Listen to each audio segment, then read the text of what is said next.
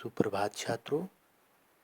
आज हम लोग हिंदी विषय के प्रथम पाठ का अध्ययन करेंगे। प्रथम पाठ का नाम है नारी तुम केवल श्रद्धा हो। श्रद्धा का अर्थ होता है सम्मान, मान, प्रतिष्ठा। नारी के सम्मान से ही पूरे परिवार का मान प्रतिष्ठा मिलता है।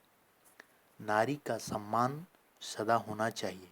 संस्कृत में एक श्लोक है, यस्य पूज्यते नरे अस्तो तत रमते देवता।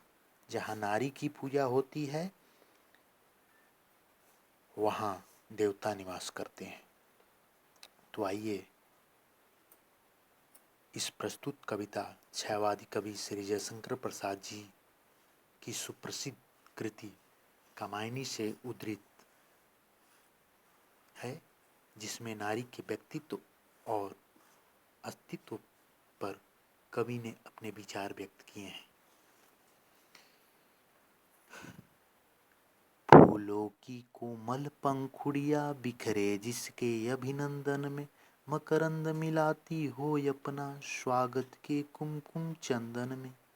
कोमल पंखुड़ियां, कोमल पंखुड़ियां मतलब कोमल शाखा, कोमल डाली, नया शाखा। मकरंद का अर्थ होता है फूलों का रस। अभिनंदन का अर्थ होता है स्वागत करना। कुमकुम का अर्थ होता है सिंदूर। तो लज्जा श्रद्धा से कह रही है कि मैं उन सुंदर नव युवतियों पर नियंत्रण रखती हूँ जिसके स्वागत में फूल अपने कोमल शाखाओं को बिखेर देते हैं और जिनके स्वागत के लिए कुमकुम मिश्रित चंदन में अपना रस मिला देते हैं। इस प्रस्तुत पंक्ति में कवि ने सौंदर्य की महत्ता का वर्णन किया है। नारी जीवन का चित्र ही क्या विकल रंग भर देती हो, अस्फुट रेखा सीमा में आकार कला देती हो।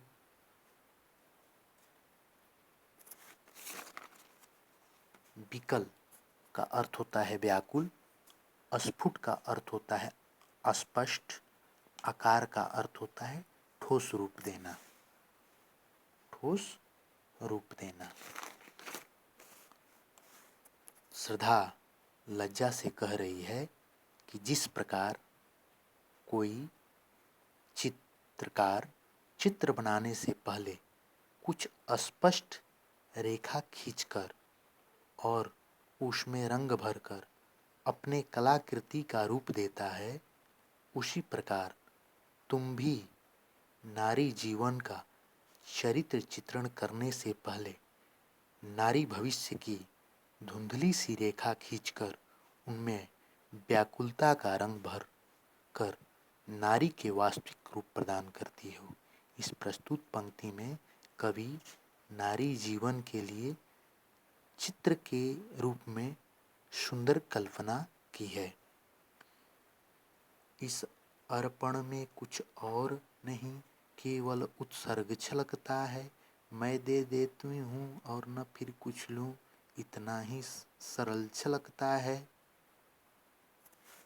अर्पण का अर्थ होता है दान, सौंपना। उत्सर्ग का अर्थ होता है त्याग। छलकता का अर्थ होता है दिखाई पड़ना, चमकना। कवि श्रद्धा कह रही है कि यह हमारा आत्मसमर्पण स्वार्थ नहीं है, बल्कि इस मेरी त्याग की भावना ही है। त्याग की भावना ही प्रधान रूप से है और मेरे इस सरल हृदय से कुछ देना ही सीखा है, लेना नहीं जानता। छात्रों, इस प्रस्तुत पंक्ति में भारतीय नारी के उच्च आदर्श का वर्णन किया गया है। तो आज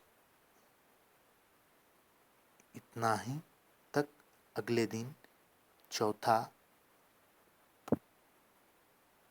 पंक्ति